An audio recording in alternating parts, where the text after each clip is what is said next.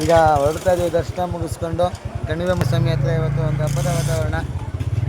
ದೇವಸ್ಥಾನದಿಂದ ಹೋಗ್ತಾ ಇದ್ದೀವಿ. ಗೋವಿಂದ ಗೋವಿಂದ ನೋಡಿ, ದೇವಸ್ಥಾನ ಸುತ್ತಮುತ್ತ ಇದೊಂದು ಕಾಡೋಳಗಡರ ದೇವಸ್ಥಾನ ಆದ್ರೂ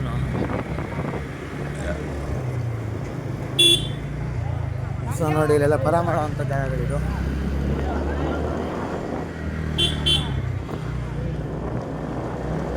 ಬರೀ ಬೆಂಗಳೂರಿಂದ ಒಂದು 30 ಕಿಲೋಮೀಟ್ರು ಡಿಸ್ಟೆನ್ಸಲ್ಲಿರೋ ಈ ದೇವಸ್ಥಾನದಲ್ಲಿ ಒಂದು ಆಶ್ಚರ್ಯಕರ ಸಂಗತಿ ಏನಪ್ಪ ಅಂದರೆ, ಈ ದೇವಸ್ಥಾನದಲ್ಲಿ ಕೋತಿ ಕಾಣಿಸಲ್ಲ.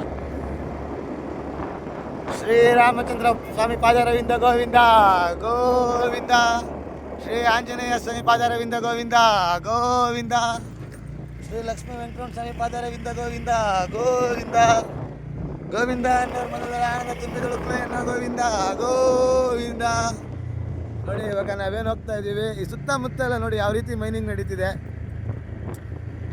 ಒಂದು ಕಾಲದಲ್ಲಿ ಇಲ್ಲೆಲ್ಲ ನಾನು ನೋಡಿದಾಗ ತುಂಬ ದೊಡ್ಡ ದೊಡ್ಡ ಬೆಟ್ಟಗಳಿತ್ತು. ಇವತ್ತು ಬೆಟ್ಟಗಳನ್ನೆಲ್ಲ ಪುಡಿ ಮಾಡಿಬಿಟ್ಟು ಟ್ರಕ್ಗಳು ಓಡಾಡ್ತಾ ಇದೆ. ಸೊ ಯಾಕಿಂತ ಪ್ರಕೃತಿನ ಮನುಷ್ಯ ನಾಶ ಮಾಡ್ತಾ ಇದ್ದಾನೆ.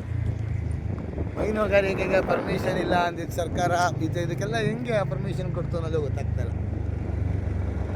ಪ್ರಕೃತಿ ನಾಶ ವಿನಾಶ ಅಂತ ಹೇಳೋದಕ್ಕೆ ಇಷ್ಟಪಡ್ತೀನಿ. ನೋಡಿ ನೋಡಿ, ಇದೆಲ್ಲ ಹಸಿರುಭರಿತವಾಗಿ ತುಂಬಿದಂಥ ಕಾಡು ಇದು. ಈ ರೀತಿ ಜಾಗಗಳು, ದೊಡ್ಡ ದೊಡ್ಡ ಬೆಟ್ಟಗಳು. ಇಲ್ಲಿಂದ ಸಾವಂತದುರ್ಗ ಬೆಟ್ಟ ಕಾಣಿಸ್ತಿತ್ತು ಸ್ವಾಮಿ ನೋಡಿ.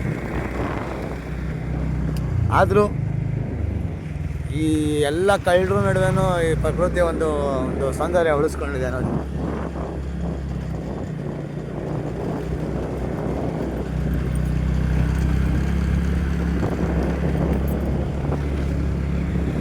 ಸೊ ಇದೆಲ್ಲ ಕೃಷಿ ಭೂಮಿಗಳು.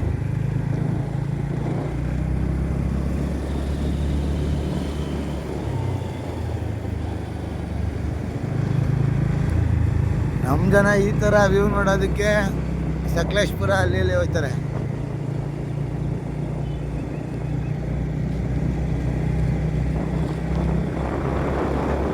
ಯಾವ ರೀತಿ ಸಂಪತ್ತು ಬರೀತಾವಲ್ಲ ಪ್ರದೇಶ